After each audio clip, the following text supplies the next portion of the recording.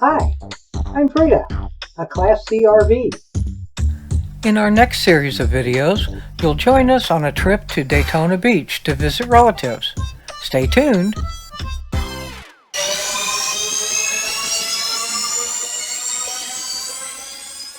Okay, here we go! Roscoe, that's enough!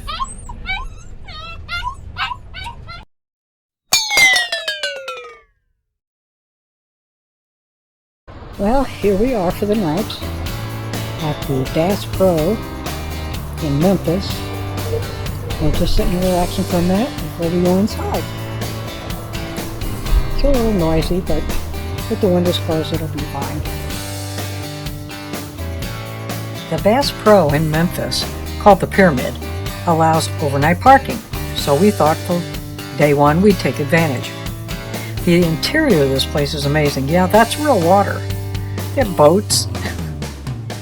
They have mostly the same things as all the other Bass Pro shops. The only difference is that this one is also a hotel.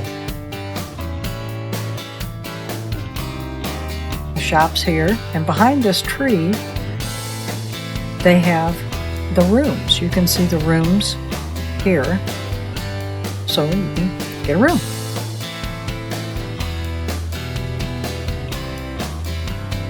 Here's why they call it the Pyramid.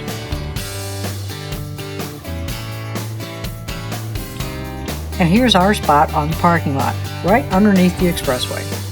I just finished taking this picture and turned around and saw this rig.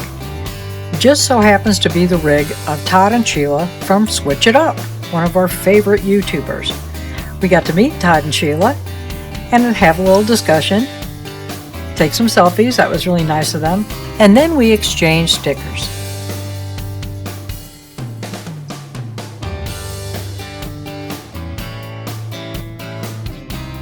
Here's their rig all lit up.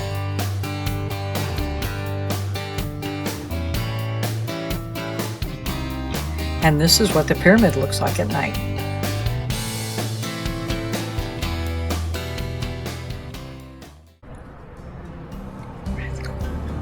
How you doing, Roscoe? And what do you have to say about this spot? Nothing? Oh, but you're here, huh? And Riley, I think, is totally worn out, completely in his little cocoon. Aren't you, Riley? There you are. Hi, baby.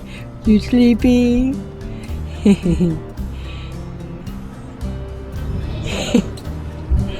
Oh, you guys are so funny.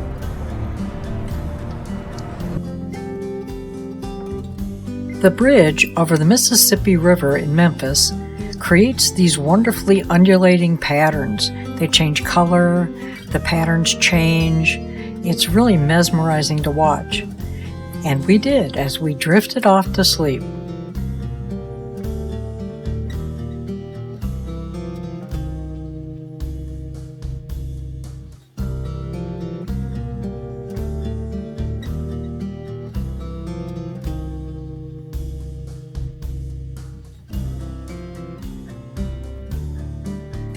The Pyramid changes colors too.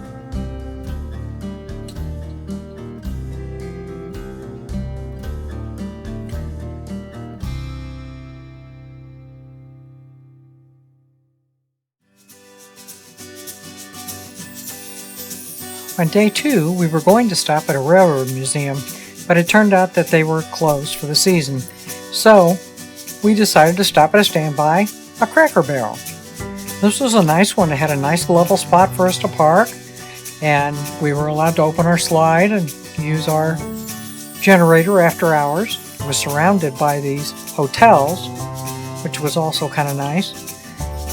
And it's really nice when you can have a great meal at a Cracker Barrel. So we did, and then we came back out to the camper to relax.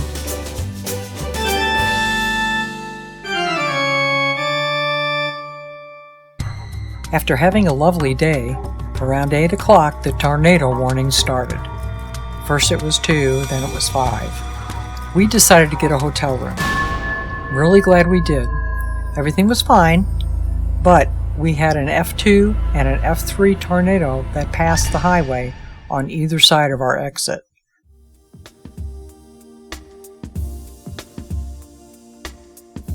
First off, we'd like to thank Ozark, Alabama's KOA for letting us dump our very full tanks. That was really nice of you. We appreciate it.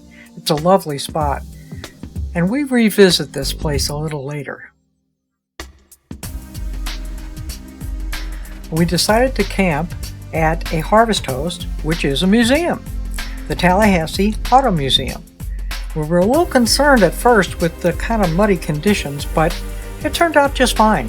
In fact, by the time we got out of the museum, the entire place was just packed with other RVers. So it was fine.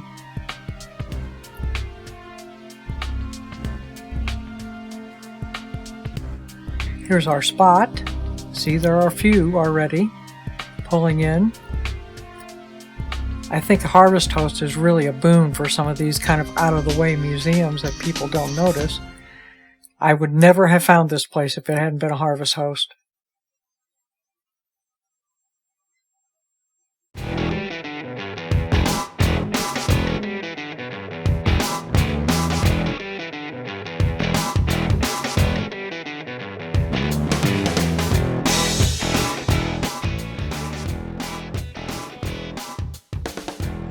The Tallahassee Automobile Museum, located in Tallahassee, Florida, opened to the public in May of 1996. The museum is the brainchild of DeVoe Moore, who was a collector, has been a collector his whole life. He started with a small collection of 15 automobiles. He always thought of automobiles as works of art, and dedicated a museum was a worthy project where he could share his love with the public. The museum is designated as a non-for-profit educational corporation.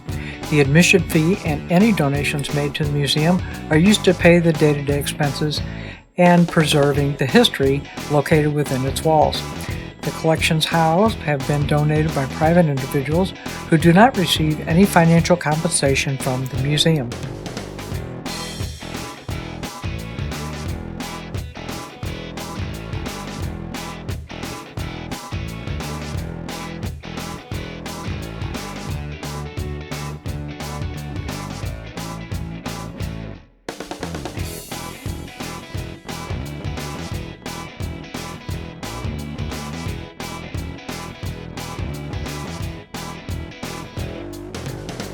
We were absolutely amazed at the number of cars, the variety of cars, and the condition of these automobiles. This is an amazing museum, and despite the fact that we got a free night's camping, it was so well worth it. I think for the two of us it was $35 to get in, and had we had an extra day, we probably would have went back in the next day because you can go back in. And but it was something to see. DeLorean, right? Amazing.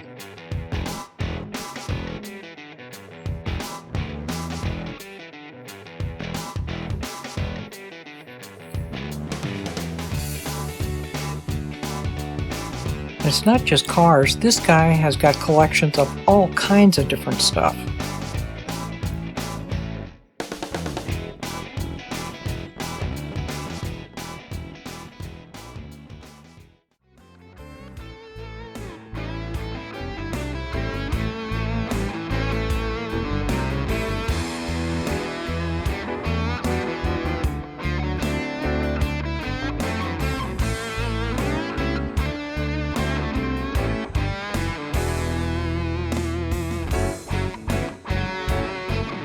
This would be a really nice gift for anybody that's a big car buff.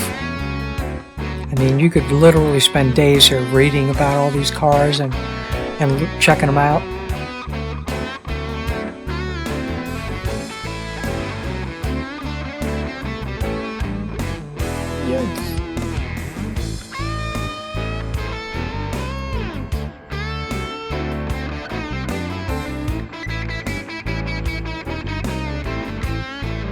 Now, I have so much footage of this museum, I made a separate video. If you want to see the entire video I made in the museum, go to this link. I'll put the link below in the description, because you'll really get a kick out of everything that was there.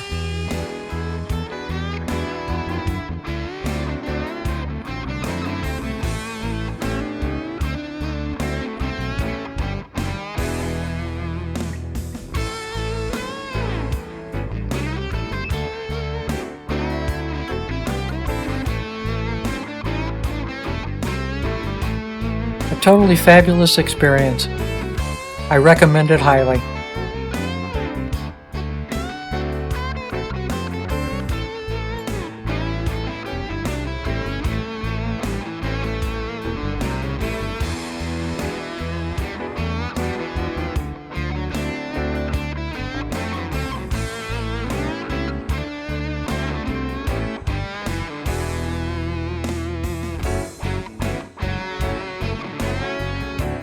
Well, we took off the next morning from the museum, and even though we had some winds, the travel was really nice all the way from the museum to Daytona. Next video is about Daytona.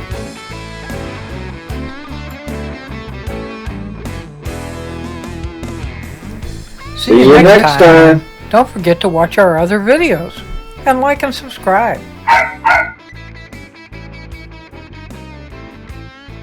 Thanks for watching. Click the red button to subscribe. Click the thumbs up below to like. Click the bell to be notified of our next video. And share, share, share.